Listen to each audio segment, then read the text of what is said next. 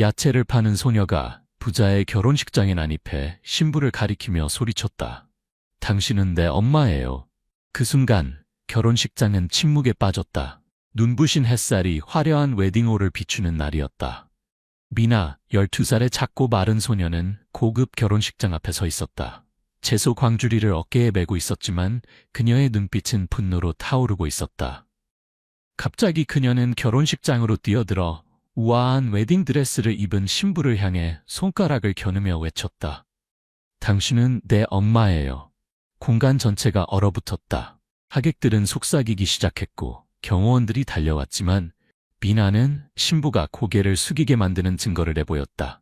과연 이 가난한 야채 파는 소녀가 숨기고 있는 비밀은 무엇일까? 그리고 왜 그녀는 재벌의 결혼식을 망치려 했을까? 이 눈물과 분노로 가득 찬 이야기를 함께 들어보자.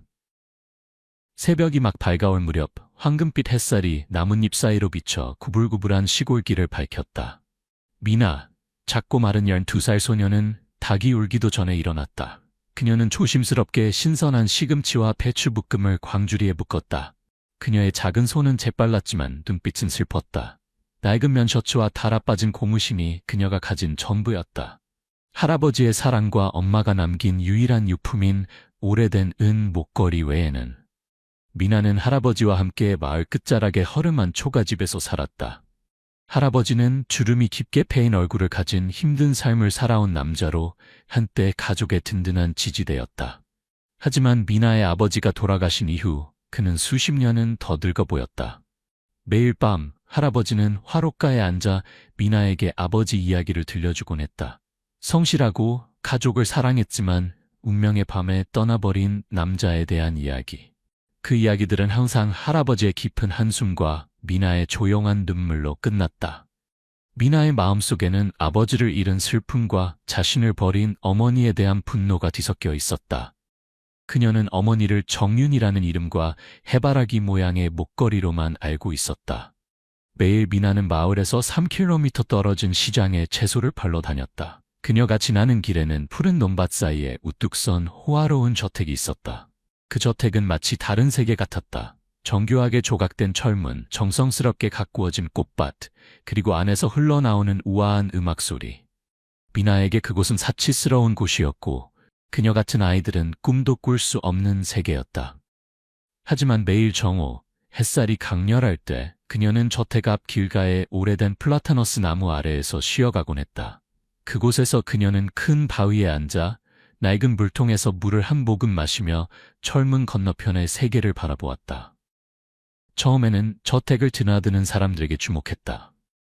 가끔 미나는 반짝이는 검은 자동차에서 내리는 중년의 품위 있는 남자를 보았다. 그녀는 그가 마을 사람들이 자주 언급하는 민호 사장이라고 추측했다. 그러나 곧 한 여성이 더 자주 나타나기 시작했다.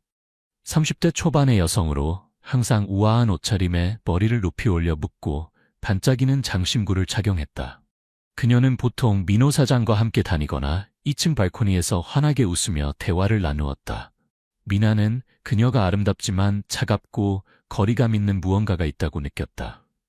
어느 날 오후 나무 아래에서 쉬고 있을 때 미나는 저택에서 들려오는 말다툼 소리를 들었다. 여자의 날카로운 목소리가 민호 사장의 목소리를 덮어버렸다. 호기심에 고개를 들어보니 그녀가 문 앞에 서서 화초를 망친 정원사를 꾸짖고 있었다. 미나는 고개를 저으며 생각했다. 부자들은 정말 다르구나. 작은 일에도 야단법석이네. 그러나 그녀의 시선은 갑자기 그 여성의 목에 걸린 반짝이는 목걸이에 고정되었다. 너무나 익숙한 해바라기 모양. 미나의 심장이 격렬하게 뛰었다.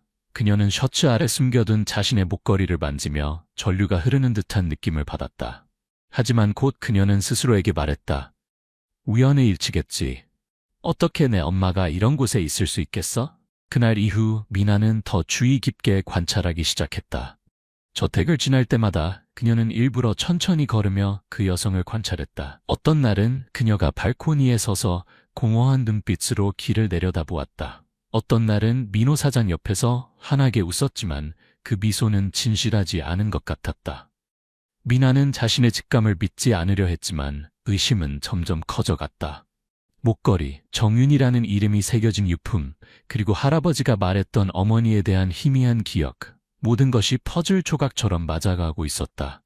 그리고 운명의 날이 예상치 못한 방식으로 찾아왔다. 그날은 이슬비가 내리고 있었다. 미나는 밀짚 모자를 쓰고 평소처럼 저택 앞을 지나가고 있었다. 비를 피하기 위해 플라타너스 나무 아래 멈추었을 때 그녀는 땅에 버려진 흰색 초대장을 발견했다. 호기심에 미나는 그것을 주워 묻은 흙을 닦아냈다. 초대장은 정교한 무늬로 장식되어 있었고 금색 글씨가 반짝였다. 그녀가 열어보자 심장이 멎는 것 같았다. 민호 사장과 정윤 씨의 결혼식에 초대합니다.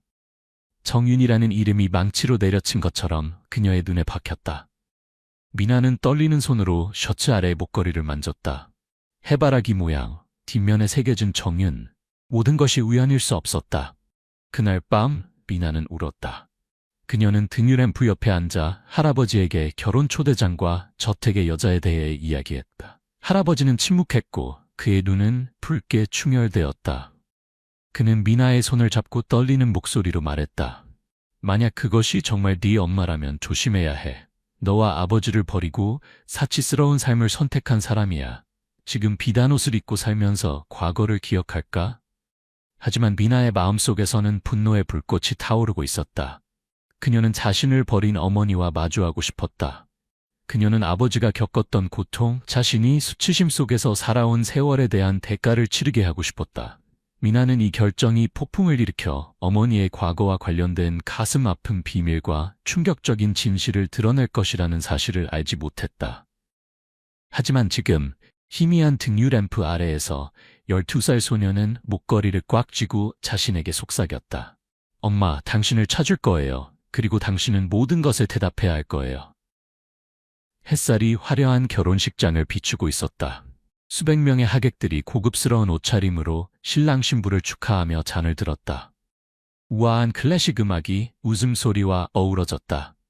결혼식장 입구는 흰 장미와 금색 리본으로 장식되어 동화 같은 분위기를 자아냈다. 무대 중앙에는 32세의 신부 정윤이 순백의 웨딩드레스를 입고 40세의 품위 있는 신랑 민호 옆에서 환하게 웃고 있었다. 그러나 이 화려한 모습 뒤에는 미나라는 이름의 폭풍이 다가오고 있었다. 12살의 마른 소녀 미나는 결혼식장 앞 길가에 조용히 서 있었다. 채소 광주리는 여전히 어깨에 메고 있었지만 그녀의 눈빛은 날카로웠다. 더 이상 아이다운 순수함은 찾아볼 수 없었다.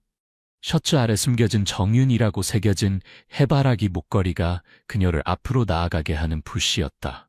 며칠 전 주운 결혼 초대장은 그녀의 직감을 확인해 주었다. 저택의 여자, 오늘의 신부가 바로 그녀의 어머니였다. 부와 사치를 쫓아 그녀와 아버지를 버린 여자.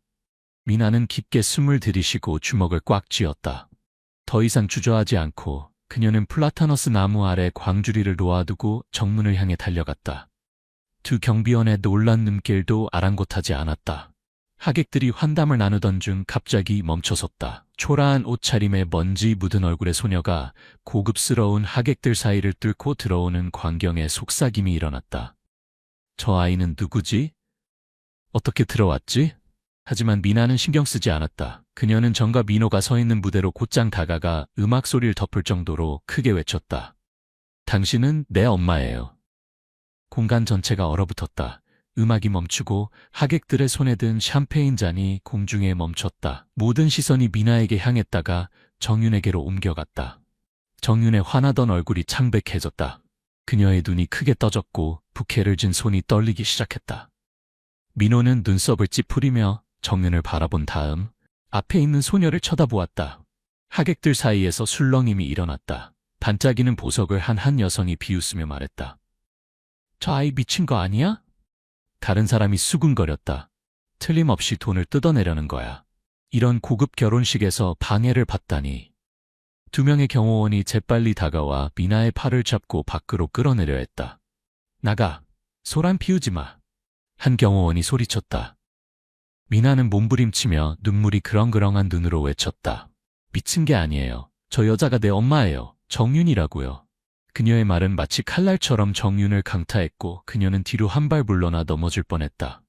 민호는 손을 들어 경호원에게 멈추라는 신호를 보냈다. 아이를 놓아주세요. 그가 말했다. 그의 목소리는 낮았지만 권위가 있었다. 말하게 하세요. 하객들은 호기심이 뒤섞인 표정으로 조용히 지켜보았다. 경호원에게서 풀려났지만 미나는 여전히 분노와 고통으로 떨고 있었다. 그녀는 정윤을 가리키며 목이 매는 소리로 말했다. 당신은 내가 어렸을 때 날 버렸어요. 부자를 따라가려고 아빠를 버렸어요. 내가 모를 거라고 생각했어요? 정윤은 침착함을 되찾으려고 노력하며 억지 미소를 지었다. 이 아이는 분명 누군가와 혼동하고 있어요. 난 이 아이가 누군지 전혀 모르겠어요.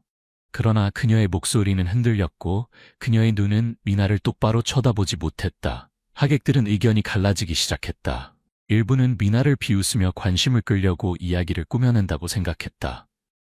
저것 좀 봐. 저렇게 누더기를 입고 신부를 엄마라고 부르다니. 중년의 신사가 조롱했다. 그러나 다른 사람들, 특히 나이든 여성들은 의심스러운 눈빛으로 정윤을 바라보았다. 신부가 왜 저렇게 당황하는 걸까? 뭔가 있는 게 아닐까? 한 여성이 친구에게 속삭였다. 미나는 조롱을 받아도 물러서지 않았다. 그녀는 셔츠 속으로 손을 넣어 오래된 은 목걸이를 꺼내 모두가 볼 수 있도록 높이 들었다. 제가 착각했다고요? 그럼 이건 어떻게 설명하실 건가요? 이 목걸이는 당신 거예요. 정윤이라고 새겨져 있어요. 당신이 떠나기 전에 내게 남겨주었어요. 다시 한번 공간이 정적에 빠졌다. 햇살이 목걸이에 반사되어 해바라기 모양과 정윤이라는 정교한 각인을 비추었다.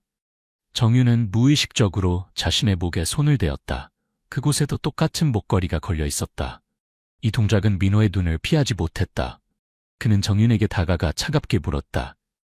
정윤 씨, 할 말이 있소? 정윤은 당황하여 변명하려 했다. 민호 씨, 분명 우연의 일치일 뿐이에요. 이런 목걸이는 누구나 살 수 있어요.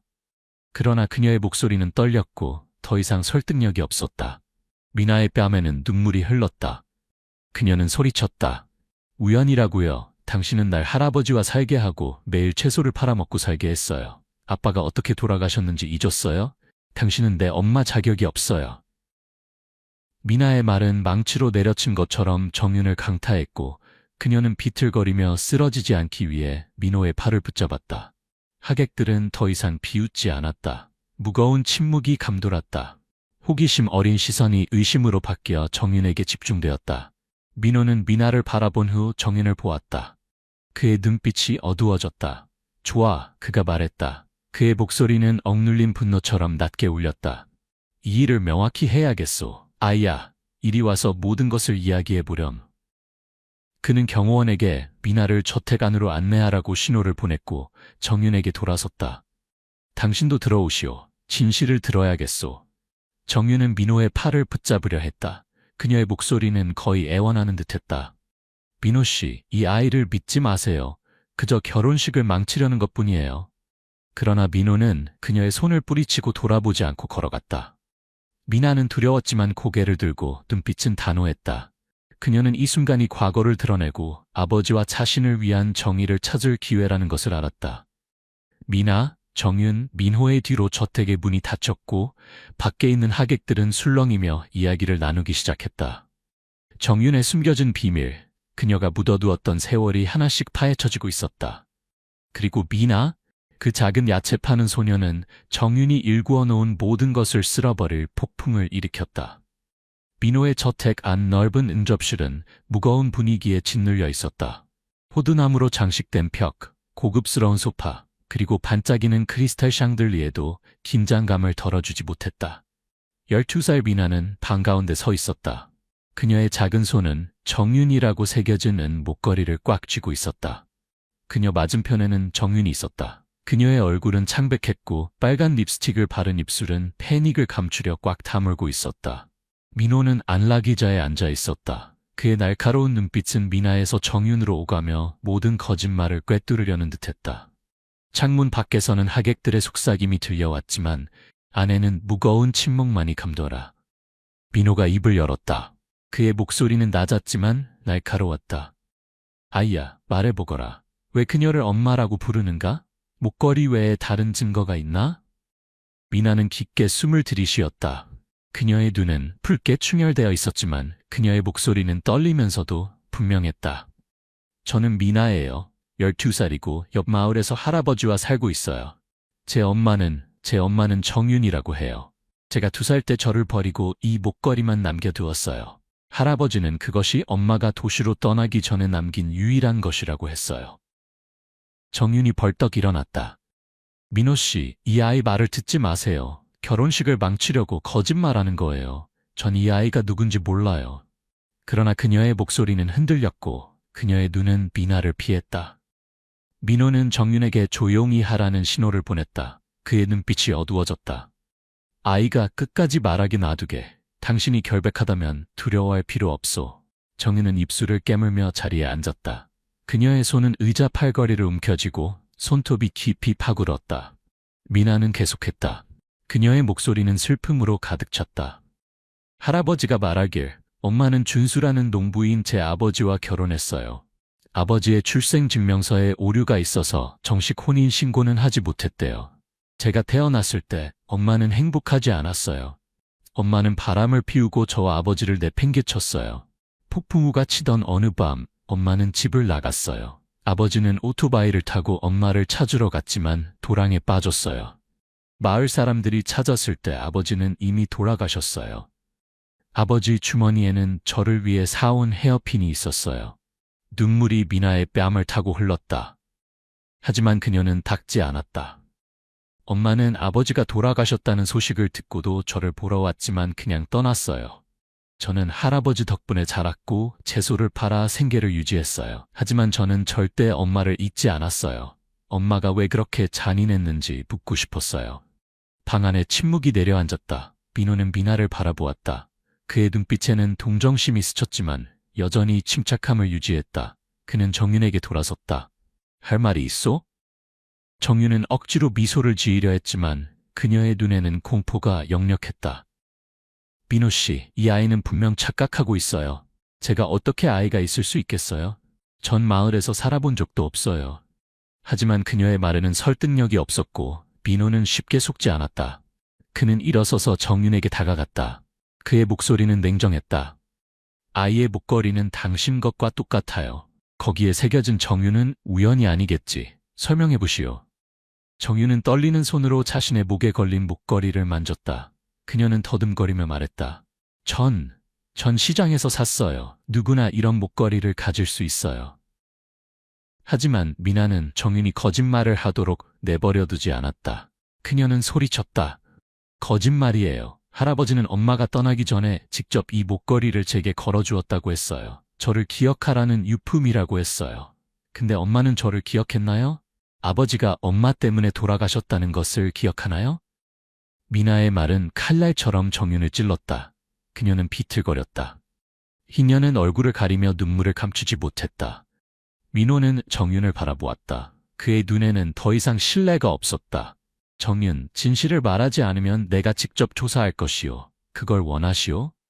정윤은 고개를 숙였다. 그녀의 어깨가 떨렸다. 마침내 그녀는 거의 들리지 않는 목소리로 속삭였다. 좋아요, 말할게요. 정윤의 이야기가 시작되었다. 그녀의 말은 세 사람을 10년 전 가난한 시골 마을로 데려갔다. 당시 정윤은 2살, 아름답지만 야망에 가득 찬 젊은 여성이었다. 그녀는 간단한 마을 의식에서 농부 준수와 결혼했다. 준수의 출생증명서 오류 때문에 법적 혼인신고는 하지 못했고 그것을 고치는 데는 돈과 시간이 필요했다. 미나를 임신했을 때 정윤은 아이가 기쁨을 가져다 줄 것이라 희망했지만 가난한 생활은 그녀를 우울하게 만들었다. 미나를 출산한 후 정윤은 우울증에 빠졌다. 그녀는 초가집과 끝없는 논밭에 갇힌 느낌이었다. 정윤은 마을 근처 부유한 사업가와 바람을 피우기 시작했다. 그는 그녀를 도시로 데려가겠다고 약속했다. 준수는 이를 발견했지만 정윤을 사랑했기에 용서하려 했다. 그러나 정윤은 점점 더 멀어졌고 아기와 남편을 소홀히 했다. 미나가 2살이던 폭풍우 치는 밤 정윤은 연인을 따라 집을 나갔다. 절망에 빠진 준수는 비 속에서 오토바이를 타고 아내를 찾아 나섰다. 그는 딸을 위해 아내를 설득해 돌아오길 바랐다. 미끄러운 길에서 그의 오토바이는 도랑에 빠졌다. 마을 사람들이 그를 발견했을 때 준수는 이미 숨을 거두었다. 그의 주머니에는 미나를 위해 산 예쁜 헤어핀이 있었다. 딸에게 선물로 가져가려던 것이었다. 정유는 도시에 도착한 후 준수의 죽음 소식을 들었다. 그녀는 마을로 돌아와 할아버지 품에서 울고 있는 미나를 보았다. 하지만 사랑과 보살핌을 보여주는 대신 정유는 부담을 느꼈다. 그녀는 미나에게 해바라기 목걸이를 남기고 그것이 기억의 유품이라고 말한 뒤 냉정하게 떠났다. 그 후 정유는 방탕하게 살았다. 그녀는 많은 부유한 남자들과 교제하며 자신의 아름다움과 책략으로 사회계층을 올라갔다. 그녀는 미나를 거의 잊었지만 똑같은 목걸이는 과거에 대한 희미한 기억으로 간직했다. 수년 후 정유는 도시의 화려한 자선 파티에서 민호를 만났다. 그녀는 세련되고 동정심 많은 여성으로 등장했다. 그녀는 질병으로 남편을 잃고 혹독한 사회에서 홀로 분투해야 했던 젊은 과부라는 거짓 이야기를 지어냈다. 이 이야기는 그녀의 실제 삶에서 진실의 조각들과 교묘하게 섞였다. 가난했던 시절, 갇힌 느낌은 민호의 마음을 움직였다. 이혼 후 고독과 싸우던 그는 동반자가 있는 관계를 갈망했다. 정유는 그녀의 아름다움, 지성, 그리고 경청 능력으로 민호의 약점을 정확히 공략했다. 그녀는 민호가 영웅처럼 느끼게 하는 상황을 교묘하게 연출했다. 결국 정윤의 교활함과 아름다움 덕분에 민호는 그녀에게 빠졌다. 그녀는 민호의 첫 결혼 실패 후 정서적 공백을 채워주는 사람이 되었다. 응접실로 돌아와서 정윤은 이야기를 마쳤다. 그녀의 뺨에는 눈물이 흘렀지만 그것은 후회가 아니라 과거가 드러난 것에 대한 두려움의 눈물이었다. 미나는 이야기를 듣고 분노를 억누르지 못했다. 그녀는 정윤 앞으로 달려가 소리쳤다. 당신은 엄마가 될 자격이 없어요. 아버지는 당신 때문에 돌아가셨어요. 당신은 저를 보고도 떠났어요. 마음이 있긴 한가요? 정윤은 얼굴을 가리고 미나의 눈을 마주보지 못했다. 민호가 일어섰다. 그의 눈에는 이제 실망만 가득했다. 정윤, 당신은 나를 속였소. 과거만 숨긴 게 아니라 자신의 아이를 버렸소. 이 결혼식은 끝났소. 저택 응접실은 정윤의 고백 후 얼어붙은 듯했다. 작은 미나는 정윤이라고 새겨지는 목걸이를 꽉 쥔 채 서 있었다. 그녀의 뺨에는 눈물이 흘렀지만 그녀의 눈빛은 굳건했고 정윤에게서 떨어지지 않았다. 방금 자신의 딸을 버렸다고 인정한 어머니였다. 정윤은 의자에 무너져 내려 얼굴을 가렸다. 그녀의 어깨가 떨렸고 미나나 민호를 쳐다볼 용기가 없었다. 민호는 차가운 눈빛으로 일어섰다. 그의 목소리는 낮았지만 권위가 넘쳤다. 정윤, 계속 말해보시오. 아이와 그 아버지에게 무슨 짓을 했소? 모든 진실을 듣고 싶소. 정윤은 고개를 저었다. 그녀의 목소리는 흐느낌으로 가득 찼다. 저는 이미 말했어요. 제가 잘못했어요. 제가 버렸어요. 하지만 달리 방법이 없었어요. 그러나 미나는 그녀가 그냥 넘어가게 놔두지 않았다. 그녀는 외쳤다. 그녀의 목소리는 분노로 가득 찼다. 다른 방법이 없었다고요? 폭풍우 속에서 아버지를 죽게 하고 제가 2살 때 저를 버렸어요. 저를 보고도 그냥 떠났어요. 당신에게 심장이 있긴 한가요? 미나의 말은 망치처럼 정윤을 내리쳤다. 그녀는 몸을 움츠렸지만 대답하지 못다. 민호가 정윤에게 더 가까이 다가갔다.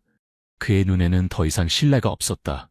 당신은 나를 속였소. 이 아이도 속였소. 이 일이 쉽게 넘어갈 거라고 생각하시오?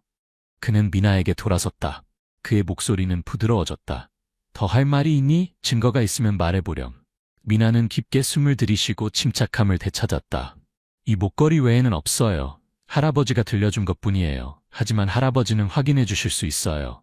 할아버지는 모든 것을 알고 계세요. 민호는 고개를 끄덕이고 경호원에게 신호를 보냈다. 아이의 할아버지를 모셔오세요. 당사자로부터 직접 듣고 싶소. 정윤은 공포에 질려 벌떡 일어났다. 민호 씨, 필요 없어요. 제가 이미 인정했잖아요. 크게 키우지 마세요. 하지만 민호는 냉정했다. 조용히 하시오. 진실은 여기서 끝나지 않을 것이오. 정윤은 자리에 앉았다. 그녀의 얼굴은 창백했다. 그녀는 더 이상 후퇴할 길이 없다는 것을 알았다. 미나의 할아버지를 기다리는 동안 방 안의 공기는 더욱 무거워졌다. 저택 밖에선 하객들이 여전히 술렁거렸다. 신부와 야채 파는 소녀에 대한 속삭임이 끊이지 않았다. 미나는 조용히 서서 목걸이를 꽉 쥐었다. 주머니에 헤어핀을 넣은 채 돌아가신 아버지에 대한 기억이 그녀의 마음속에서 불꽃처럼 타올랐다. 정윤은 침착한 척했지만 공포를 감출 수 없었다. 그녀는 미나의 할아버지가 오면 남은 거짓말도 무너질 것을 알았다. 약 한 시간 후 미나의 할아버지, 하얀 머리카락에 지팡이를 짚은 쇠약한 노인이 저택에 도착했다. 미나는 달려가 할아버지를 껴안았다. 그녀의 뺨에 눈물이 흘렀다. 할아버지, 엄마를 찾았어요. 하지만 그녀는 엄마가 될 자격이 없어요. 할아버지는 미나의 머리를 쓰다듬으며 슬픈 목소리로 말했다. 미나야, 잘했다. 하지만 내가 말하게 해주렴. 모든 것을 분명하게 해야지. 그는 민호에게 돌아서서 인사를 한 뒤 경멸과 고통이 섞인 눈빛으로 정윤을 바라보았다. 민호 씨, 저는 준수의 아버지입니다. 정윤의 전 남편입니다. 할아버지는 천천히 하지만 명확하게 이야기를 시작했다. 정윤은 10년 전에 제 아들과 결혼했지만 준수의 출생증명서 오류 때문에 법적으로 등록하지 못했습니다. 미나가 태어났을 때 정윤은 가난한 생활에 지쳐 있었고 남편과 아이를 등한시하며 바람을 피웠습니다. 폭풍우가 치던 어느 밤 그녀는 부유한 남자와 도망쳤습니다. 준수는 아내를 사랑했기에 오토바이를 타고 찾으러 나갔지만 물웅덩이에 빠졌습니다. 할아버지는 눈물을 훔치며 말을 이었다. 우리가 그를 발견했을 때 이미 죽어 있었습니다. 주머니에는 미나를 위해 산 헤어핀이 있었습니다. 정윤은 준수가 죽었다는 소식을 듣고 왔지만 내 손녀를 보고도 머물지 않았습니다. 이 목걸이만 남기고 영원히 떠났습니다. 10년이 넘도록 그녀가 살아있는지 죽었는지 몰랐습니다. 그녀는 한 번도 돌아와 딸을 보지 않았습니다. 자신이 낳은 아이가 잘 지내는지 어려움을 겪고 있는지 신경 쓰지 않았습니다. 저는 너무 슬펐지만 어쩔 수 없었습니다. 어린 미나는 어린 나이에 채소를 팔아야 했습니다. 최근에서야 미나가 저택 앞에서 주운 결혼 초대장과 그녀의 이야기를 통해 정윤일 수도 있다고 짐작했습니다. 방 안이 조용해졌다. 민호는 정윤을 바라보았다. 그의 눈에는 더 이상 실망만 있었다. 더 할 말이 있어? 그가 물었다. 정윤은 얼굴을 가리고 울었지만 반박하지 못했다. 밖에서 하객들은 반쯤 열린 문을 통해 내용을 들었다. 소문이 빠르게 퍼졌다. 신부가 정말 그런 사람이었더니? 불쌍한 아이, 그런 속삭임이 판결문처럼 들려왔다. 갑자기 문에서 목소리가 들렸다. 저도 이 일에 대해 알고 있습니다. 모든 시선이 막 들어온 사람에게 향했다. 소박한 옷차림의 중년 여성, 근심이 가득한 얼굴의 여자였다. 그녀는 자신을 소연이라고 소개했다. 마을에서 정윤의 옛 친구였다. 오려고 하지 않았어요. 하지만 결혼식 소식을 듣고 미나가 나타났다는 이야기를 들었을 때 더는 침묵할 수 없었어요. 소연은 정윤을 비난하는 눈빛으로 바라보았다. 정윤, 나 기억나? 난 당신에게 준수를 떠나지 말라고, 아이를 버리지 말라고 충고했어요. 하지만 당신은 듣지 않았죠. 준수가 죽은 후 당신이 마을에 돌아왔을 때 난 당신을 미나에게 데려갔어요. 마음을 바꿀 거라 희망했지만 당신은 가난하게 살 수 없고 미나는 당신 없이 더 나을 거라고 했죠. 그리고 당신은 돌아보지도 않고 떠났어요. 소연의 말은 정윤의 모든 변명을 타파하는 마지막 일격이었다. 미나는 이 말을 듣고 분노를 억누르지 못했다. 그녀는 정윤 앞으로 달려가 소리쳤다. 당신은 내가 당신 없이 더 나을 거라고 했어요? 내가 어떻게 살았는지 알아요? 매일 몇 킬로미터씩 채소를 쥐고 다녔고 엄마가 없다고 놀림받았어요. 알고 있었어요? 정윤은 몸을 움츠렸다. 그녀는 미나의 눈을 똑바로 쳐다보지 못했다. 그녀는 울었지만 그것은 후회의 눈물이 아니라 두려움의 눈물이었다. 민호가 일어섰다. 그의 목소리는 얼음처럼 차가웠다. 정윤, 당신은 나를 속였어. 불행한 과부라고, 질병으로 남편을 잃었다고, 내가 당신과 결혼하는 것이 명예를 지키는 일이라고 생각하게 만들었어. 하지만 모든 것이 계략이었어. 당신은 내 아내가 될 자격이 없어. 어머니는 더더욱 아니고. 그는 경호원에게 돌아섰다. 그녀를 밖으로 데려가시오. 결혼식은 취소되었어. 정윤은 무릎을 꿇고 민호의 손을 잡았다. 민호 씨, 전 잘못했어요. 당신을 사랑해요. 모든 것을 잃고 싶지 않아요. 하지만 민호는 그녀의 손을 뿌리쳤다. 그의 눈에는 더 이상 자비가 없었다. 당신은 나를 사랑하지 않소. 내 돈과 명예를 사랑한 것뿐이요. 당장 나가시오.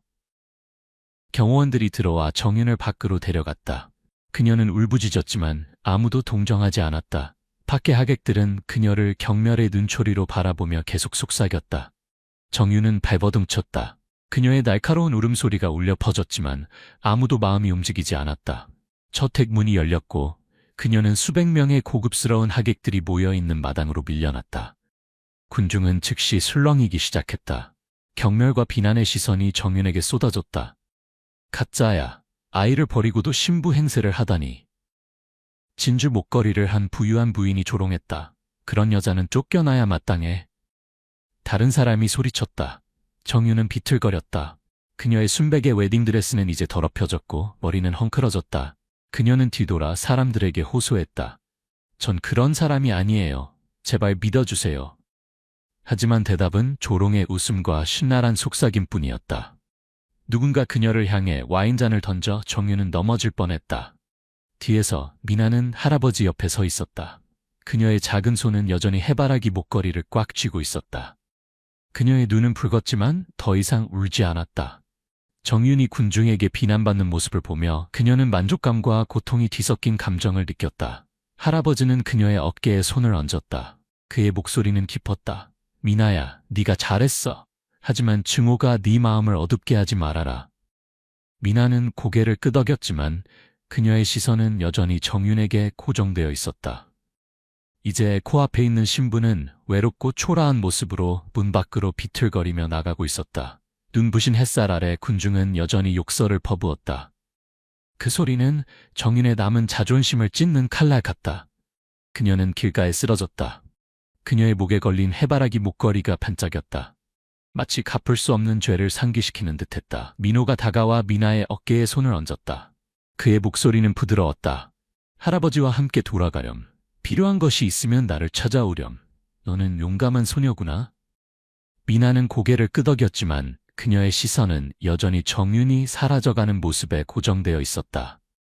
눈부신 햇살 아래 그녀의 신부 드레스가 먼지 속에서 점점 작아지고 있었다. 소연, 방금 증언한 여성이 미나에게 다가와 손수건을 건넸다. 네가 아버지를 닮았구나. 강하고 정직해. 필요하면 언제든지 마을에서 날 찾아오렴. 도와줄게. 약하게 미소 지었다. 감정의 폭풍 속에서도 따뜻함을 느꼈다. 석양이 시골길 위로 내려앉았다. 황금빛 햇살이 미나의 채소 광주리를 비추고 있었다. 12살 소녀는 천천히 걸었다. 먼지 묻은 얼굴이었지만 더 이상 눈빛에 무거움은 없었다. 민호의 저택에서 벌어진 극적인 대면 이후 그녀는 잔인한 어머니 정윤이 군중 앞에서 자신의 죄를 인정하게 만들었다. 진실이 밝혀졌지만 미나의 마음은 가벼워지지 않았다. 해바라기 목걸이는 여전히 그녀의 목에 걸려 있었다. 고통스러운 세월을 상기시키는 상처처럼. 소연, 정윤의 옛 친구는 증언 후 떠났고 미나는 할아버지와 함께 복잡한 생각에 잠겼다. 허름한 초가집에서 할아버지는 화롯가 옆에 앉아 금이 간 도자기 그릇을 들고 있었다. 미나는 할아버지 옆에 무릎을 꿇고 목이 매는 소리로 말했다. 할아버지, 제가 잘한 걸까요? 그녀가 인정하게 만들고 싶었는데 왜 아직도 아픈 걸까요? 할아버지는 그녀의 머리를 쓰다듬으며 충혈된 눈으로 말했다. 미나야, 넌 용감했어. 내 아버지는 자랑스러워할 거야. 하지만 이제 놓아줄 법을 배워야 해. 그렇지 않으면 고통이 항상 너를 따라다닐 거야.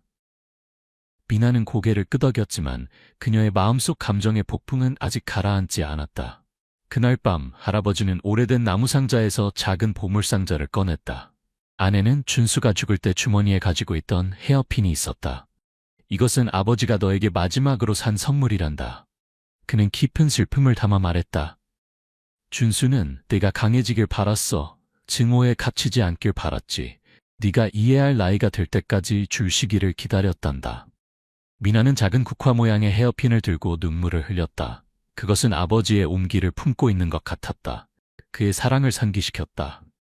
폭풍우 속에서 돌아가셨지만 그것은 단순한 유물이 아니라 준수의 바람을 상징했다. 딸이 고통을 넘어 의미 있는 삶을 살기를 바라는 마음. 한편 정윤은 도시의 거리를 방황하고 있었다. 해바라기 목걸이만이 그녀에게 남은 유일한 것이었다. 저택에서 쫓겨난 그녀는 명성, 돈, 그리고 부유한 남자의 아내가 되는 꿈을 모두 잃었다. 한때 그녀에게 아첨했던 사람들이 등을 돌렸고 이익에 기반한 관계들은 연기처럼 사라졌다. 정유는 옛날 민호와 처음 만났던 카페를 찾았다. 그곳에서 그녀는 불행한 과부 역할을 연기하며 그의 마음을 얻었던 곳이었다. 목걸이를 바라보며 미나, 준수, 그리고 가난한 마을에 대한 기억이 밀려왔다. 처음으로 그녀는 진정한 후회를 느꼈다. 하지만 너무 늦었다.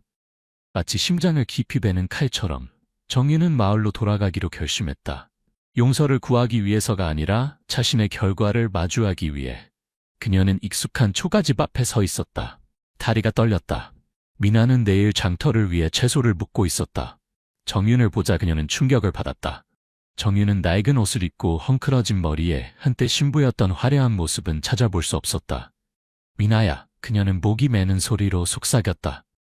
미나는 주먹을 꽉 쥐고 차가운 눈빛으로 말했다.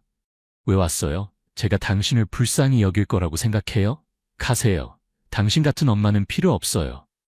정유는 무릎을 꿇고 야윈 뺨에 눈물을 흘렸다. 용서를 구하러 온 게 아니야, 미나야. 그저 내가 틀렸다고 말하고 싶었어. 널 버리고 아버지를 버리고 허영을 쫓았어. 이제 아무것도 없고 그게 내가 받아 마땅한 거야. 미나는 떨었다.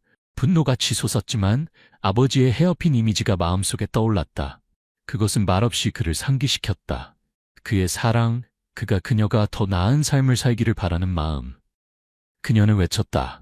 그렇게 말해서 제가 당신을 불쌍히 여길 거라고 생각해요? 아버지가 어떻게 돌아가셨는지 알아요? 마지막 순간까지 이 헤어핀을 갖고 계셨어요. 당신은 떠났어요. 절대 용서 못해요. 절대로. 미나는 등을 돌렸다. 눈물이 흘렀지만 정윤에게 약한 모습을 보이고 싶지 않았다.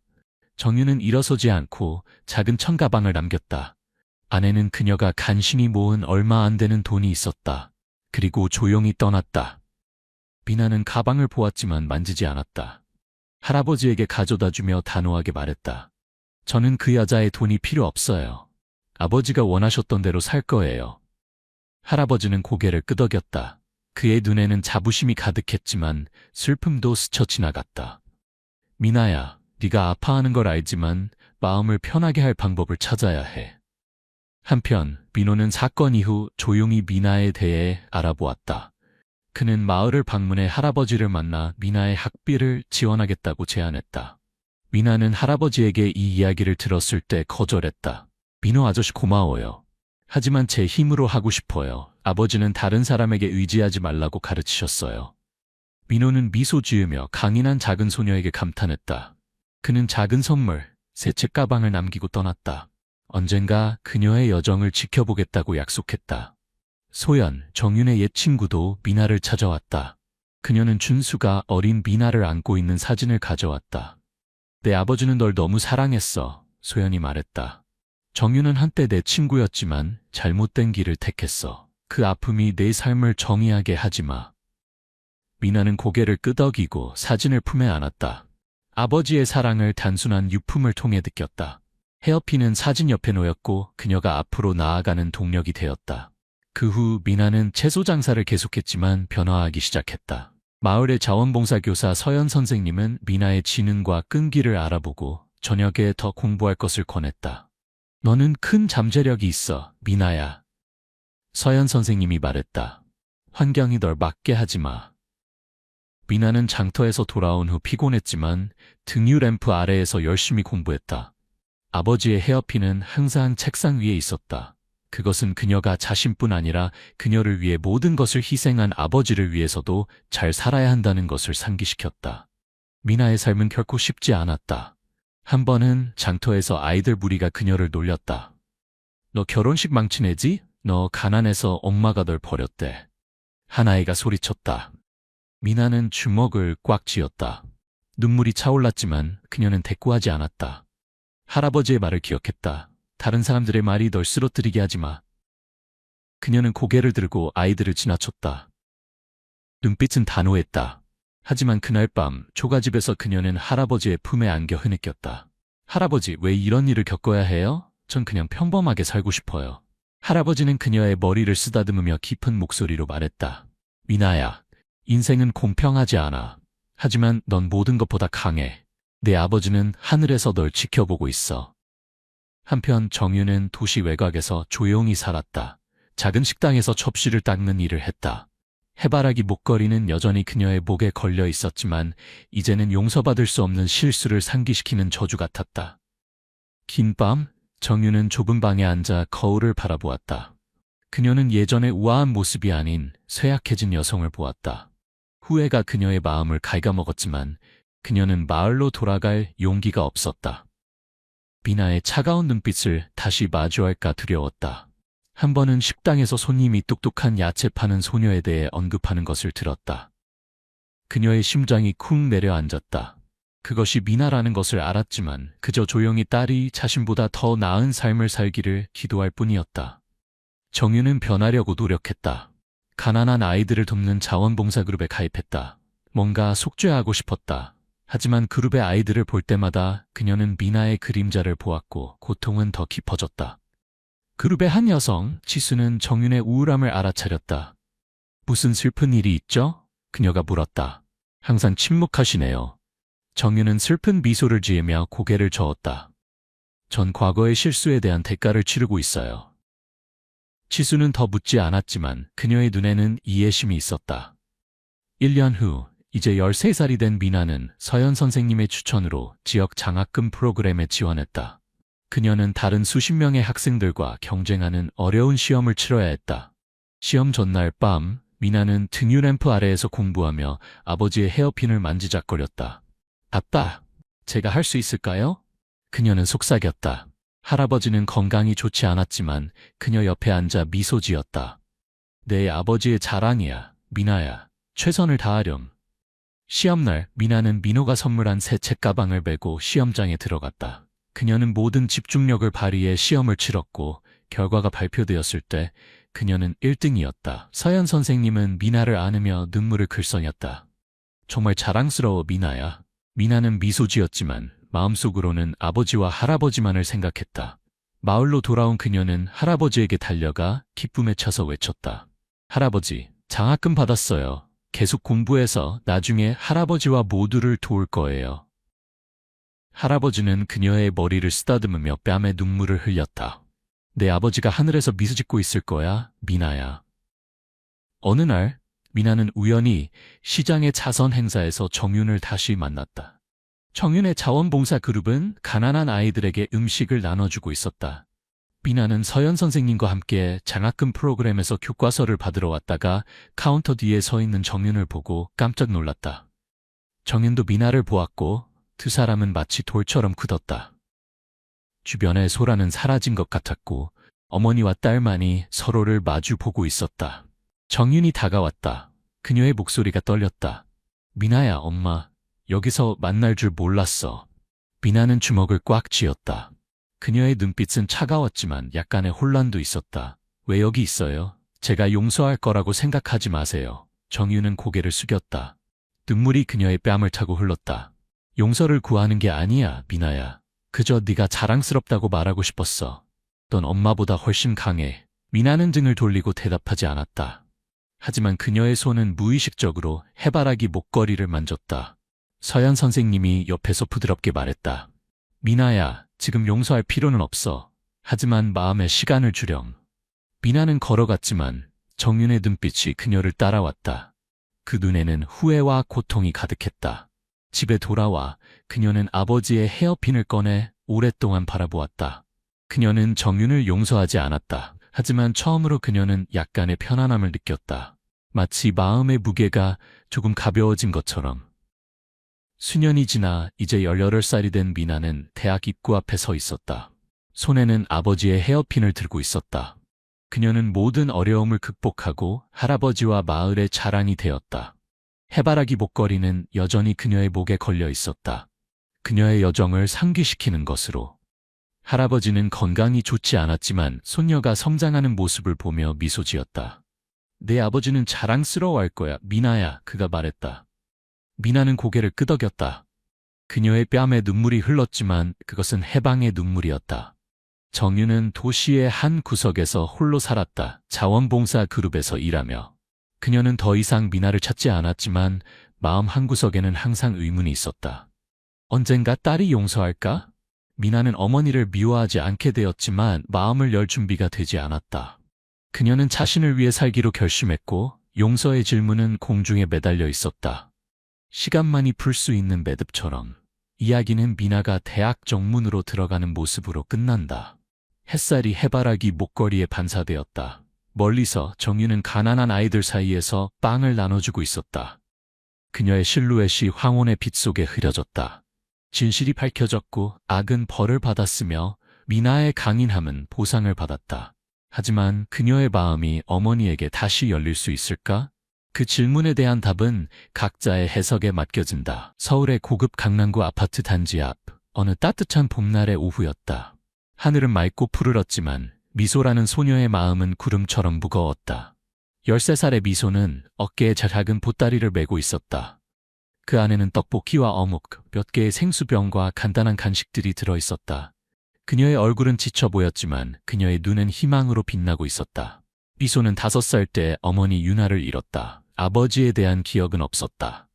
어머니는 그가 미소가 태어나기 전에 세상을 떠났다고 말했었다. 어머니가 돌아가신 후 미소는 이모 수진과 함께 살게 되었다. 수진 이모는 재봉사로 일하며 하루 종일 오래된 재봉틀 앞에 앉아 있었지만 생활은 늘 빠듯했다. 미소는 학교를 마치면 매일 거리에 나가 물건을 팔았다. 작은 손으로 만든 떡볶이와 어묵은 특별했지만 부유한 강남 지역에서는 잘 팔리지 않았다. 그날도 미소는 아침부터 걸어다니며 물건을 팔았지만 별로 성공적이지 못했다. 더위와 피로에 지친 미소는 잠시 쉬기 위해 큰 아파트 단지 앞 벤치에 앉았다. 그 벤치는 아름다운 정원 한가운데 있었고 근처에는 거대한 은행나무가 그늘을 드리우고 있었다. 미소는 잠시 눈을 고 쉬었다. 너 거기서 뭐하니? 강한 남자 목소리에 미소는 깜짝 놀라 눈을 떴다. 그녀 앞에는 고급 정장을 입은 50대 남자가 서 있었다. 정중한 인상이었지만 그의 눈빛은 차가웠다. 죄송합니다. 미소는 허둥지둥 일어섰다. 잠시만 쉬었어요. 지금 바로 갈게요. 미소가 보따리를 챙기는 순간 목에 걸고 있던 작은 해바라기 모양의 목걸이가 밖으로 빠져나왔다. 은빛으로 반짝이는 그 목걸이는 어머니가 남긴 유일한 유품이었다. 남자의 눈이 목걸이에 고정되었다. 그의 표정이 갑자기 변했다. 잠깐, 그가 말했다. 그 목걸이 어디서 났니? 미소는 경계심을 품으며 목걸이를 손으로 감쌌다. 제 엄마가 주신 거예요. 제가 훔친 게 아니에요. 남자는 한 걸음 다가왔다. 내 어머니 이름이 뭐니? 유나요. 미소가 대답했다. 하지만 돌아가셨어요. 제가 5살 때. 그 이름을 듣자 남자의 얼굴이 창백해졌다. 그는 잠시 아무 말도 하지 못했다. 그러다 천천히 입을 열었다. 내 이름은 강지훈이다. 그 목걸이. 좀 더 자세히 볼 수 있을까? 미소는 망설였지만 그의 목소리에서 진심이 느껴졌다. 그녀는 목걸이를 목에서 풀어 그에게 건넸다. 강지훈은 떨리는 손으로 목걸이를 받아들었다. 해바라기 모양의 펜던트를 뒤집자 뒷면에 작게 새겨진 글자가 보였다. 지훈과 유나, 영원히. 그의 눈에서 눈물이 흘러내렸다. 미소야, 그가 말했다. 나와 함께 가자. 너에게 말해줄 것이 있어. 미소는 겁이 났다. 이 낯선 남자가 어떻게 그녀의 이름을 알고 있는지, 왜 어머니의 목걸이에 그렇게 반응하는지 이해할 수 없었다. 하지만 어떤 이유에선지 그녀는 그를 따라가야 한다고 느꼈다. 강지훈의 검은 고급 세단을 타고 그들은 미소가 수진 이모와 함께 살고 있는 서울 외곽의 낡은 아파트로 향했다. 차 안에서 미소는 강지훈을 몰래 관찰했다. 그는 부유해 보였지만 그의 눈에는 깊은 슬픔이 담겨 있었다. 수진 이모는 문을 열자마자 미소와 함께 있는 낯선 남자를 보고 놀랐다. 미소야, 이분은 누구니? 그녀가 조심스럽게 물었다. 안녕하세요. 제 이름은 강지훈입니다. 그가 정중하게 인사했다. 유나 씨에 대해 이야기하고 싶어 왔습니다. 수진의 얼굴이 굳어졌다. 유나요? 당신이 내 동생을 어떻게 아시죠? 그들은 작은 거실에 앉았다. 미소는 조용히 앉아 어른들의 대화를 듣고 있었다. 저는 13년 전 유나 씨를 알았습니다. 강지훈이 시작했다. 사실 우리는 서로 사랑했습니다. 수진은 충격을 받은 듯했다. 강지훈, 잠시만요. 혹시 SK건설 강 회장의 아들 강지훈 씨인가요? 그가 고개를 끄덕였다. 유나가 가정부로 일했던 그 집에. 수진의 목소리가 떨렸다. 미소는 숨을 멈췄다. 그녀는 어머니가 한때 부유한 가정에서 가정부로 일했다는 이야기를 들은 적이 있었지만 세부적인 내용은 몰랐다. 그래요. 강지훈이 대답했다. 유나 씨는 우리 집에서 일했습니다. 우리는 서로 사랑하게 되었지만 제 어머니가 그녀가 우리 사이를 갈라놓았습니다. 저는 너무 어리고 약했어요. 유나 씨를 지켜주지 못했습니다. 수지는 분노로 떨고 있었다. 당신 가족이 내 동생을 어떻게 대했는지 알아요? 그들은 그녀를 쓰레기처럼 취급했어요. 특히 당신 어머니는 유나가 떠날 때 그녀는 이미 임신 중이었어요. 강지훈의 얼굴이 하얗게 변했다. 임신? 제 아이였나요? 유나는 아이의 아버지에 대해 많이 말하지 않았어요. 그가 이미 세상을 떠났다고만 했죠. 강지훈은 미소를 바라보았다. 그녀의 눈, 그녀의 얼굴. 이제 그는 왜 그녀가 그토록 익숙하게 느껴졌는지 알았다. 미소, 그가 말했다. 내가 내 아버지일 수도 있어. DNA 검사를 해도 될까? 미소는 소파에서 떨어질 것 같았다. 아버지? 그녀는 항상 아버지가 돌아가셨다고 생각했다. 이 모든 것이 너무 갑작스러웠다. 수지는 강하게 반발했지만 결국 DNA 검사에 동의했다. 그녀는 미소를 위한 진실을 원했다. 며칠 후 검사 결과가 나왔다. 강지훈은 정말로 미소의 아버지였다. 그는 기쁨의 눈물을 흘렸다. 그의 인생에서 잃어버린 딸을 드디어 찾은 것이다. 그러나 모든 것이 순탄하지는 않았다. 강지훈의 어머니 박영미는 손녀의 존재를 받아들이지 않았다. 그녀에게 미소는 가문의 명예를 위협하는 존재였다. 가정부의 딸을 이 집에 들이다니 정신이 나갔니? 박영미가 소리쳤다. 내 아버지가 돌아가신 이후로 우리 회사는 간신히 버티고 있어. 이런 스캔들이 퍼지면 모든 게 끝이야. 강지훈은 단호했다. 어머니, 미소는 제 딸입니다. 저는 13년 동안 그녀를 모르고 살았습니다. 더 이상은 안 됩니다. 박영미는 외면했지만 그녀의 마음속에서는 어두운 계획이 형성되고 있었다. 미소는 수진 이모와 함께 살면서 간혹 강지훈을 만났다. 처음에는 어색했지만 점차 그들은 가까워졌다. 강지훈은 미소에게 유나와의 추억, 그들이 함께했던 행복한 시간들을 이야기해 주었다. 미소는 어머니에 대해 더 많이 알게 되어 기뻤다. 그러나 행복은 오래가지 않았다.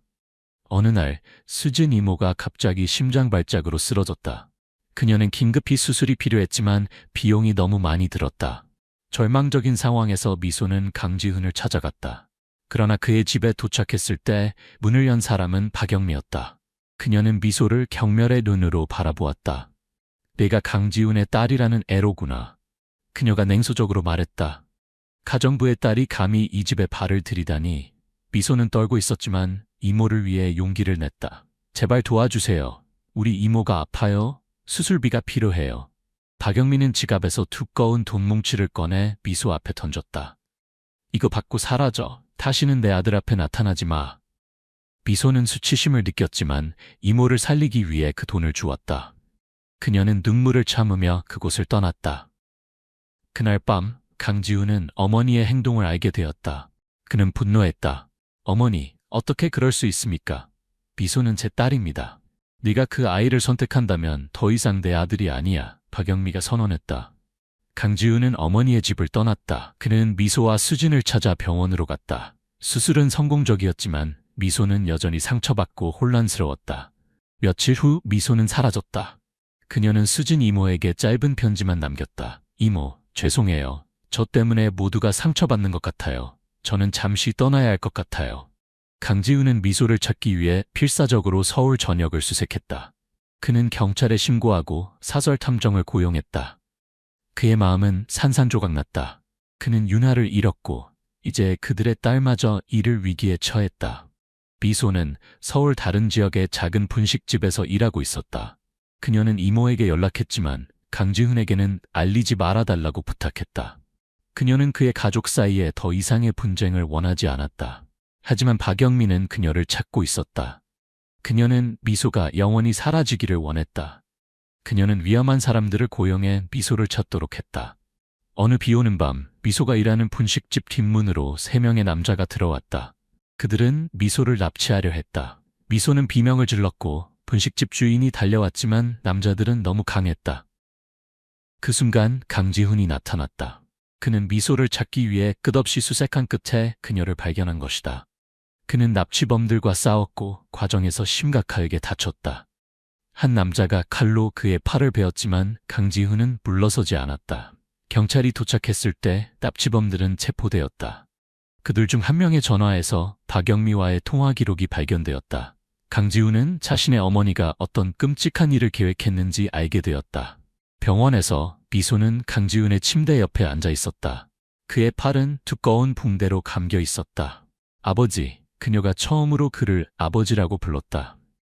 왜 저를 위해 그렇게까지 하셨어요? 강지훈은 약하게 미소 지었다. 너는 내 딸이야, 미소야. 내가 유나를 지키지 못했지만 너만큼은 지킬 거야. 그날 이후 미소는 강지훈과 함께 살기로 했다. 그들은 박영미의 집이 아닌 강지훈이 새로 구입한 아담한 주택으로 이사했다. 정원에는 해바라기가 가득했다. 수진 이모도 그들과 가까이 살면서 자주 방문했다. 박영미는 자신이 한 일들이 밝혀진 후 사회적으로 고립되었다. 그녀는 결국 자신의 행동을 반성하고 오랜 시간이 지난 후 미소와 화해를 시도했다. 처음에는 어려웠지만 미소는 서서히 할머니를 받아들이기 시작했다. 미소는 학교로 돌아갔고 좋은 성적을 받았다. 그녀는 언젠가 어머니처럼 어려운 환경의 아이들을 돕는 사회복지사가 되고 싶어 했다. 강지훈은 그녀의 꿈을 전적으로 지지했다. 매년 봄, 그들은 유나의 생일에 해바라기 정원에 모였다. 미소는 목걸이를 만지작거리며 하늘을 바라보았다. 어머니가 어딘가에서 그들을 지켜보고 있다고 믿었다. 엄마, 저 행복해요. 그녀는 속삭였다. 그리고 아빠도요. 강지훈은 딸의 어깨에 손을 올렸다. 그들은 함께 서서 바람에 춤추는 해바라기를 바라보았다. 과거의 상처는 아직 남아있었지만 이제 그들은 함께 치유되고 있었다. 강지훈의 아파트에서 미소는 베란다에 서서 서울의 불빛을 바라보고 있었다. 3년이 지났지만 가끔은 이 모든 것이 꿈처럼 느껴졌다. 낡은 재봉틀 소리가 들리는 작은 아파트에서 살던 소녀가 이제는 서울 중심가의 고급 아파트에 살고 있다니. 뭘 그렇게 보고 있어? 미소는 뒤돌아보았다. 강지훈이 두 잔의 따뜻한 녹차를 들고 서 있었다. 그는 더 이상 회사에서 일하지 않았다. 어머니와의 갈등 이후 그는 가족 사업에서 물러나 자신만의 작은 건축회사를 시작했다. 수입은 줄었지만 그는 더 행복해 보였다. 그냥 생각 중이었어요. 미소가 답했다. 강지훈은 딸에게 차를 건넸다. 무슨 생각? 엄마요. 미소는 여전히 목에 걸린 해바라기 목걸이를 만졌다. 오늘이 엄마 생일이잖아요. 강지훈의 눈이 부드러워졌다. 그래, 오늘이 유나의 생일이지. 우리가 함께했던 마지막 생일에 나는 그녀에게 그 목걸이를 선물했어. 미소는 목걸이를 바라보았다. 작은 해바라기는 여전히 밝게 빛나고 있었다. 왜 해바라기였어요? 그녀가 물었다. 강지훈은 미소 지었다. 너의 어머니는 해바라기를 좋아했어. 그녀는 항상 해바라기처럼 밝은 면을 바라보는 사람이었거든. 아무리 힘든 상황에서도. 미소는 그 말에 감동했다. 어머니에 대한 이야기는 항상 그녀의 마음을 따뜻하게 했다. 내일 이모랑 같이 엄마 묘소에 가요. 그녀가 제안했다. 강지훈은 고개를 끄겼다. 좋은 생각이야. 그들은 잠시 침묵 속에서 차를 마셨다. 미소는 아버지의 표정을 살폈다. 그는 종종 생각에 잠겨 있었지만 더 이상 예전처럼 슬퍼 보이지는 않았다. 아빠, 후회하세요? 그녀가 갑자기 물었다. 강지훈은 놀란 듯했다. 무엇을? 할머니와의 관계를, 회사를 떠난 것을. 강지훈은 깊이 생각한 후 대답했다. 후회는 없어. 내가 젊었을 때 너무 많은 것을 타협했어. 너의 어머니를 포함해서. 이제 와서 같은 실수를 하고 싶지 않아. 그는 미소의 손을 잡았다. 내가 내 인생에 들어온 것은 축복이야. 내가 없었다면 나는 평생 후회 속에서 살았을 거야. 미소는 눈물이 나왔다. 그녀는 아버지를 꼭 안았다. 다음 날 그들은 수진 이모와 함께 유나의 묘소를 방문했다. 그곳은 서울 외곽의 조용한 묘지였다. 미소는 어머니가 좋아했던 해바라기 다발을 가져왔다.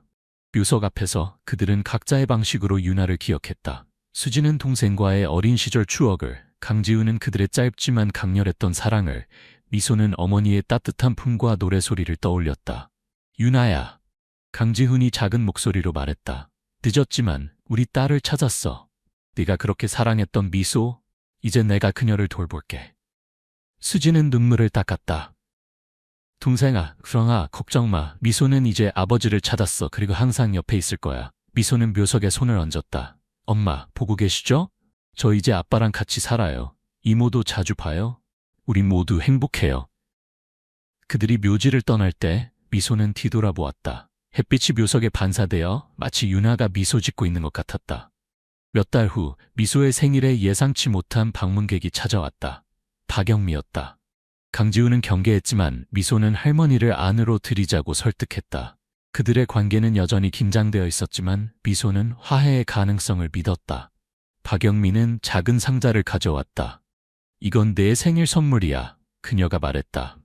그녀의 목소리는 여전히 냉정했지만 예전처럼 적대적이지는 않았다. 미소는 상자를 열었다. 안에는 오래된 사진첩이 있었다. 페이지를 넘기자 젊은 윤아의 사진들이 나왔다. 그녀가 강가의 집에서 일하던 시절의 사진들이었다. 나는 이것들을 보관하고 있었어. 박영미가 말했다. 내 어머니에 대한 기억이 필요할 것 같아서. 미소는 놀랐다. 그녀는 할머니가 윤아의 흔적을 모두 지웠을 거라고 생각했다. 감사합니다. 미소가 진심으로 말했다. 박영미는 잠시 망설이다가 물었다. 혹시 다음 주에 내 집에 와볼래? 차라도 마시면서. 미소는 아버지를 바라보았다. 강지훈은 여전히 의심스러워 보였지만 가볍게 고개를 끄덕였다. 네, 할머니. 갈게요. 미소가 답했다. 그날 저녁 미소는 할머니가 준 사진첩을 보며 시간을 보냈다. 어머니의 젊은 시절 모습을 보는 것은 신기했다. 그녀는 사진 속에서도 빛나고 있었다. 마지막 페이지에는 작은 봉투가 붙어 있었다. 미소는 조심스럽게 열어보았다. 안에는 윤아가 강지훈에게 쓴 편지의 복사본이 있었다.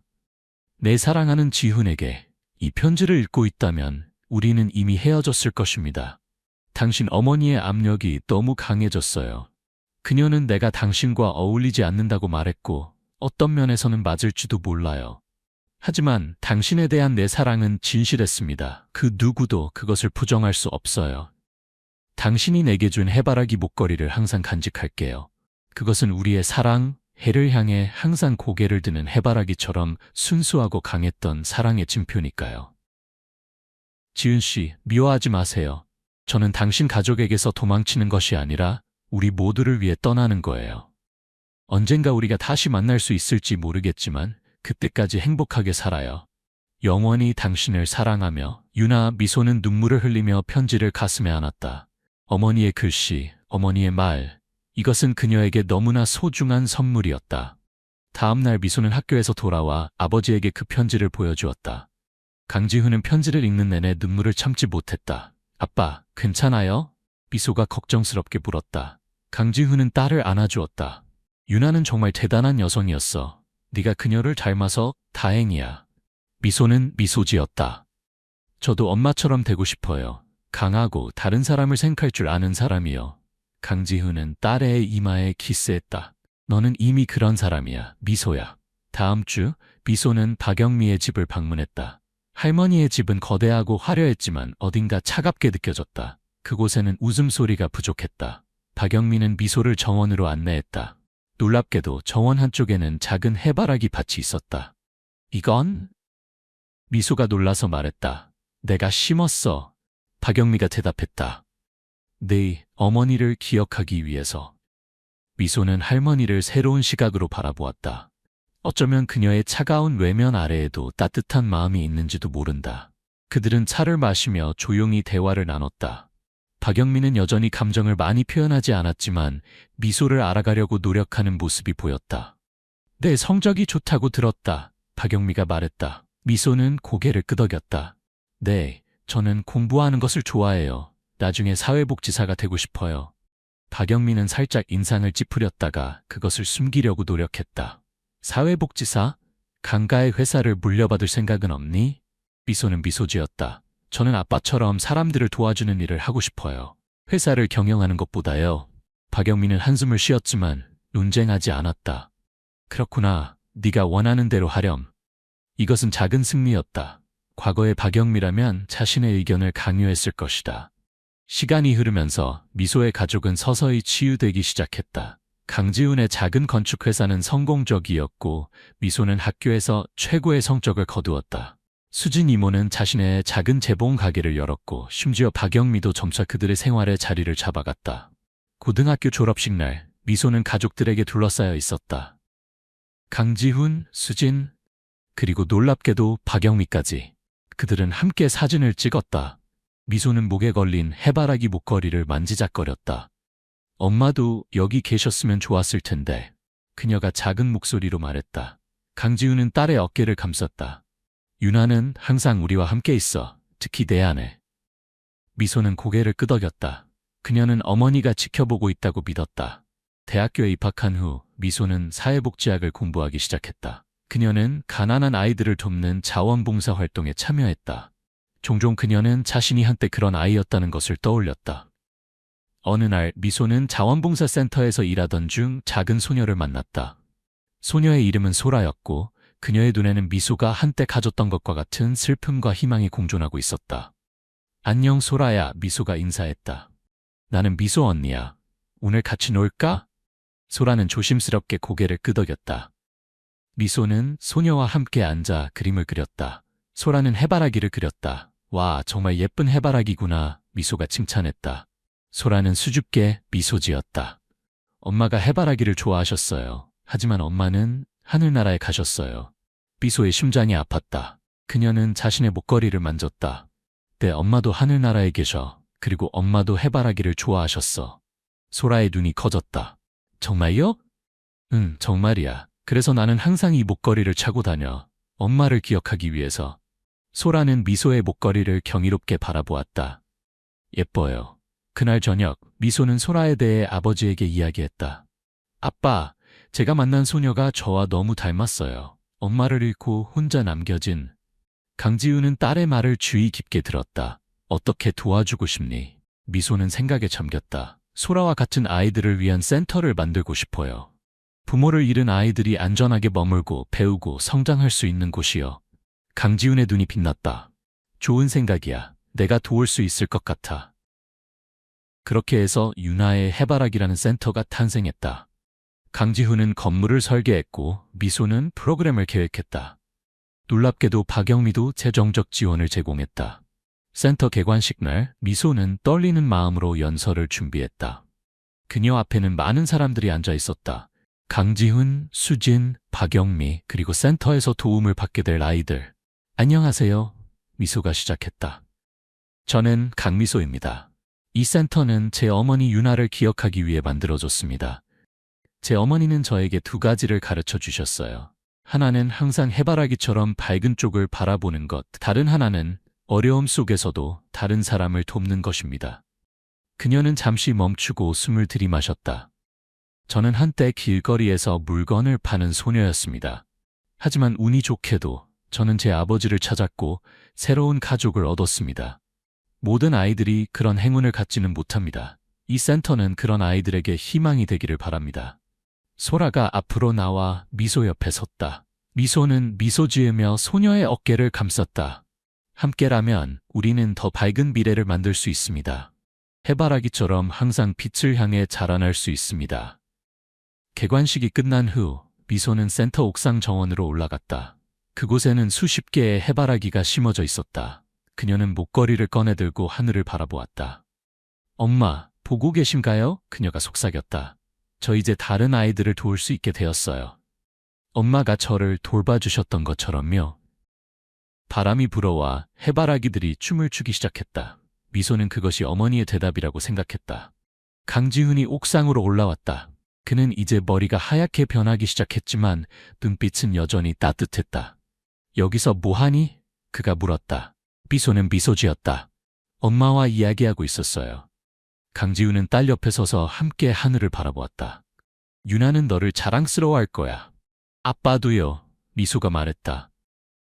아빠가 아니었다면 이 모든 것이 가능하지 않았을 거예요. 강지훈은 딸을 품에 안았다. 우리는 긴 여정을 거쳤구나. 네, 하지만 우리는 함께였어요. 미소가 대답했다. 그들은 함께 서서 서울의 풍경과 춤추는 해바라기들을 바라보았다. 과거의 상처는 완전히 치유되지 않았을지 모르지만 그들은 이제 그것을 딛고 앞으로 나아가고 있었다. 미소의 해바라기 목걸이는 햇빛 아래 반짝였다. 마치 유나가 미소 짓고 있는 것처럼. 몇 년 후 미소는 센터에서 만난 젊은 교사 준호와 결혼했다. 그들의 결혼식 날 미소는 어머니의 해바라기 목걸이를 착용했다. 강지훈이 딸을 재단으로 안내할 때 그의 눈에는 자랑스러움과 약간의 슬픔이 섞여 있었다. 엄마가 여기 계셨으면 좋았을 텐데. 미소가 속삭였다. 강지훈은 미소 지었다. 그녀는 여기 있어. 내 안에, 그리고 우리의 기억 속에. 결혼식 후 미소와 준호는 센터에서 계속 일했다. 그들은 함께 더 많은 아이들을 도왔고 결국 자신들의 아이도 가졌다. 미소가 딸을 낳았을 때 그녀는 유나라고 이름 지었다. 작은 유나가 자라면서 미소는 그녀에게 할머니에 대한 이야기를 들려주었다. 어떻게 그녀가 어려움 속에서도 강하게 살았는지, 어떻게 항상 다른 사람들을 먼저 생각했는지. 어느 날 미소는 어린 유나에게 해바라기 목걸이를 보여주었다. 이게 뭐예요, 엄마? 유나가 물었다. 이건 내 할머니의 목걸이야. 미소가 설명했다. 그녀는 내가 태어났을 때부터 돌아가실 때까지 이것을 착용했어. 그리고 나는 할아버지를 만났을 때 이 목걸이 덕분에 그를 알아보게 되었지. 유나의 눈이 커졌다. 정말요? 마법 목걸이예요? 미소는 웃었다.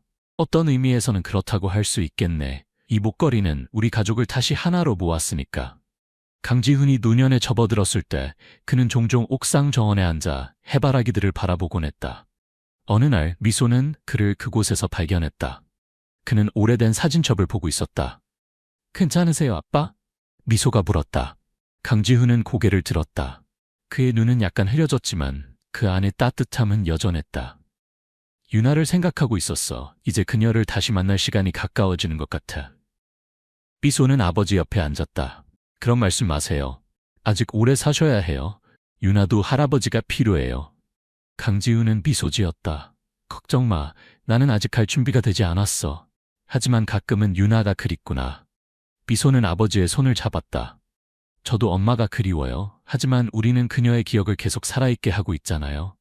강지훈은 고개를 끄덕였다. 그래, 유나의 해바라기 센터와 내 딸 유나를 통해서 그녀는 절대 잊혀지지 않을 거야. 그들은 함께 앉아 해가 지는 것을 지켜보았다. 해바라기들은 태양을 따라 고개를 숙이기 시작했다. 알아? 강지훈이 말했다.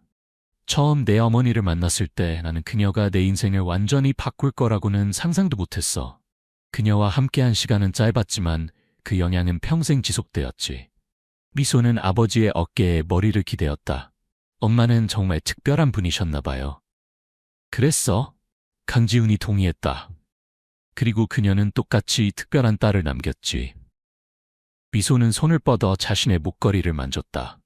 작은 해바라기는 여전히 그녀의 심장 가까이에서 빛나고 있었다.